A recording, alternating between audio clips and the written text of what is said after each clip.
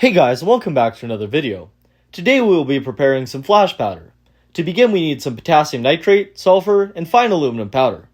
In previous videos, I show how to prepare potassium nitrate, fine aluminum powder, and purified sulfur, all from household materials. We can start by weighing out 30 grams of potassium nitrate and 12 grams of sulfur, and crushing them together in a blender dedicated to chemistry. It is important not to grind the mixture with the aluminum powder in as well, as this will result in an explosion. After grinding the mixture, 18 grams of fine aluminum powder can be measured out and carefully folded into the potassium nitrate and sulfur mixture.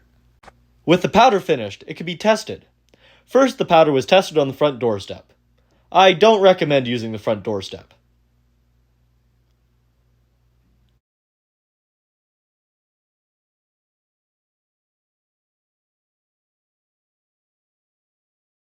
Next, I used my high-power laser to ignite some.